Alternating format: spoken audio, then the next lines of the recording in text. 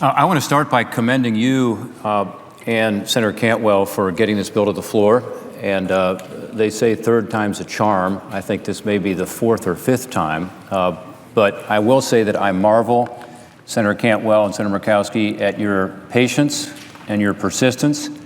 And you never lost sight of the goal here, which is to actually move legislation that will help us create jobs, make our economy more efficient, as Senator Cantwell has said, and improve our energy policies at a time when we're desperate to be able to address some of the new changes we see in our economy and in our energy situation in particular. So thank you for your persistence. I also want to commend you and thank you for including as Title I of the legislation, the energy efficiency legislation, the Portman-Shaheen energy efficiency legislation that was just talked about. Senator Shaheen's here on the floor with me. I hope she'll talk about this bill in a second. But this is something we've worked on a long time, I think over 5 years now, and it's an opportunity for us as a body to actually move forward with sensible legislation that makes our federal government more efficient, our factories more efficient, as Senator Cantwell has talked about.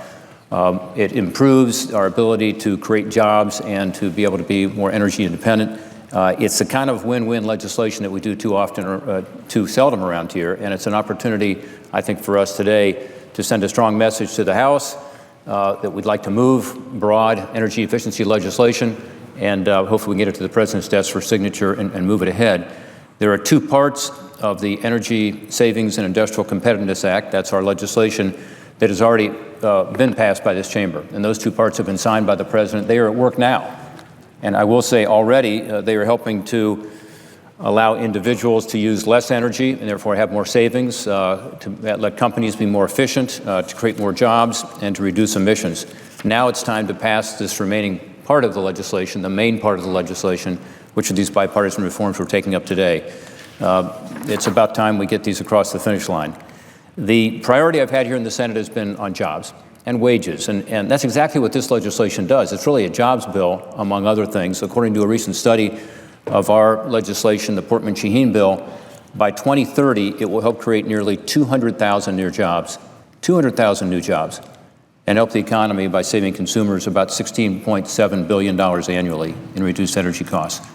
So this is legislation about energy, but it's also about our economy and jobs. And by the way, when we started this legislation, it was the Shaheen-Portman legislation. And it has remained a totally bipartisan, even nonpartisan effort. Our workers in Ohio and in the states represented in this chamber are competing with countries all over the world. You think about it, a lot of these companies that are in other places, particularly in Europe and Japan, are very energy efficient. That gives them an advantage. It makes it harder for us to be able to add jobs here, to be able to compete, because their costs are lower, their profits are up. So part of this legislation is strongly supported by the manufacturers in this country because they know that by making our plants more energy efficient, we're going to give our workers in Ohio and around the country and our companies a competitive advantage.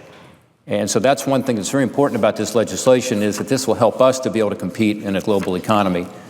It also creates more jobs to have more supply of energy. So it's not just that we're being more efficient, which is very good, but I will say that we are also in this legislation encouraging more production, including energy infrastructure that the chairman talked about earlier. So my view is very simple. We should be producing more and using less. That combination really works for our economy. Over the last 7 years on the produce more side, we have been in the midst really of an energy production renaissance. And this is because of new advances in technology. It has dramatically changed the productivity and output of American energy companies. And I'm talking about everything. I'm talking about solar and wind. I'm talking about hydro. I'm certainly talking about natural gas with fracking. I'm also talking about oil and coal. We have become the world superpower in energy, the world superpower in energy. This is good for our country. This is good for all of us as consumers with lower energy costs now. It's good for the competitiveness of our economy, but it's also a change. And so the underlying legislation here, the broad legislation, I think is very important because our economy, our energy situation is very different than it was last time we reformed energy laws. That's why we need this broader legislation, in my view, and it does have some needed changes, including bringing our permitting process up to speed, our regulations up to the times, and again, dealing with some of the other issues with regard to our energy sector that has been talked about this afternoon. Just as it makes sense to produce more, it makes sense, though, to use less, to eliminate some of the waste in our energy system, to make it more efficient. Production and efficiency are totally complementary. And by improving energy efficiency, again, our jobs bill here will actually create more economic growth and create more opportunities for Ohioans. The Portman-Shaheen bill will also strengthen our national security. Why do I say that? Well, it makes us more energy independent, and that's critical. We're already doing this through some means, but if we can get this legislation passed, we'll be doing it through better energy efficiency as well. The bill helps clean our environment. By some estimates, passing Portman-Shaheen will have an impact on our carbon emissions, the equivalent to taking 20 million cars off the road over the next 15 years. So it does have an impact in terms of dealing with the emissions issue. I'm a really strong supporter of finding solutions that actually help the environment and help the economy, help create jobs. Well, this is that sweet spot here, this legislation. It's a classic example.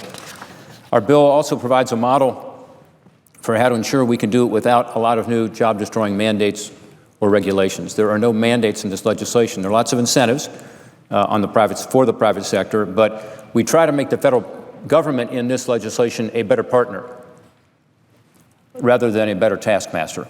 And again, I think that's the sweet spot. One thing it does is it makes the federal government practice what it preaches. So it says to the federal government, you're the largest energy user in the world, you're far from efficient, can't we do a better job in the federal government, have the federal government lead by example? It does this at the state and local level by updating building codes for government buildings, providing grants for retrofitting hospitals, youth centers, faith-based organizations with energy efficiency improvements.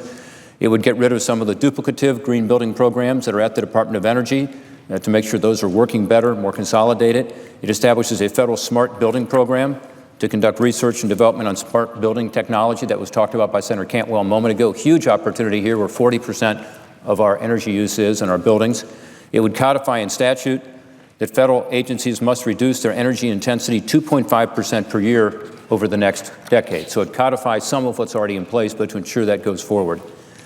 As I've said, this bill doesn't impose new burdens on Americans. Rather, it creates incentives, helps small and medium-sized manufacturers access smart manufacturing technology by establishing rebates for upgrading electric motors and transformers, by funding career skills training for students receiving a certificate, for installing energy-efficient building technologies, one of the skills gaps we have right now in our economy that needs to be closed for us to take advantage of these new energy efficiency technologies.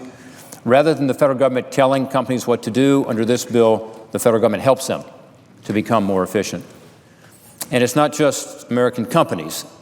Portman-Shaheen would help everyone, particularly help low-income Americans be able to retrofit their homes to be more energy efficient, which will save them money on their energy bills. And with the middle-class squeeze that's out there, where we see right now wages are not just flat, actually they're declining on average over the last several years. Expenses are up, including health care expenses, and including, in many cases, energy expenses, including in my home state of Ohio, where we have more and more pressure on our electricity costs. This will help in terms of dealing with that middle-class squeeze. For people just trying to get by, a low-energy bill can be a real relief, and a few dollars extra at the end of each month can then be used for a needed expenditure, for a savings, or maybe for an investment in a kid's college education or a retirement. Finally, our bill does reauthorize the Weatherization Assistance Program, which establishes building training and assessment centers at institutions of higher education around the country, which is also very important toward this efficiency of buildings. The legislation, Portman-Shaheen, is now supported by more than 260 associations, businesses, advocacy groups, from the National Association of Manufacturers to the Sierra Club, from the Alliance to Save Energy to the United States Chamber of Commerce. These are some strange bedfellows, I will tell you. You normally don't see these groups coming together to support legislation on the floor of the Senate, but I think it shows this is a consensus win for taxpayers, for workers, for the environment. I was really pleased to work with Senator Shaheen, Ranking Member Cantwell, and Leader McConnell to offer a bipartisan bill to this broader bill that has been proposed to clarify a Department of Energy efficiency standard related to external power supply drivers. The existing standards are overly broad, and again, this is another amendment we're going to be offering today, and another case we're able to bring all parties to the table and negotiate a compromise fix to an urgent problem. I'm hopeful that'll soon be adopted and will provide an effective bipartisan solution. Again, I want to thank Senator Shaheen for her persistence and patience herself with regard to our energy efficiency bill and for being a great partner from the start. This is not the precise bill that she would have written or I would have written, but it is one that finds that common ground, that consensus to be able to move our country forward with regard to energy efficiency. I also want to mention an amendment I offered with Senator Cantwell and Chairman Murkowski to this broader legislation that's beneficial to our environment and will help the National Park Service. This is the centennial legislation. As some of you know, 2016 is a big year for the parks. This is the park's centennial, 100th year. In fact, this week is National Park Week. What better time, Madam Chair, for us to be adopting this amendment? The National Park Service turns 100 years old on August 25th, and we want to make sure that the Park Service is well positioned for its next century. In Ohio, 2.6 million people visit our 13 national park sites every year.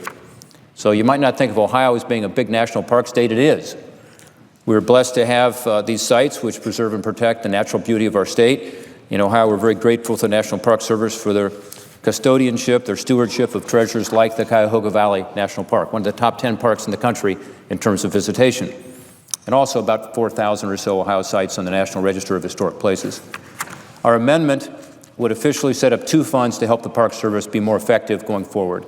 Frankly, to help them have more funds to be able to address some of the challenges that they face, and to start particularly to address the backlog of projects that need to be completed. The first would officially authorize the National Park Centennial Challenge Fund, which has already leveraged about $25 million in appropriated dollars toward an additional $45 million in private sector money, matching funds, to finance signature projects and programs of the national park system. I think this is part of our answer to our national park shortfall and to the backlog, particularly the maintenance backlog at the parks, is to get more private sector interest. And it's out there. This is a vehicle for that to happen. The second would be a nonprofit Second Century Endowment Fund at the National Park Foundation to reduce the $10 billion backlog in national parks service projects. This would present another opportunity to leverage the willingness of the private sector to help address this backlog that the National Park Service faces. And again, it's a win-win for the taxpayer and for all those who enjoy our national parks, all of our treasures. And finally, it creates a new National Park Service education program to help further the educational mission of our parks. The parks are being well attended right now. Attendance is up. People are excited about the parks. It's a great time for us to pass this centennial legislation. I know there is comparable legislation on the House side. I'm sure we can get this to the President to his desk for signature, and we can help to ensure that our parks for the next 100 years continue to grow and continue to provide this incredible experience for all of our constituents.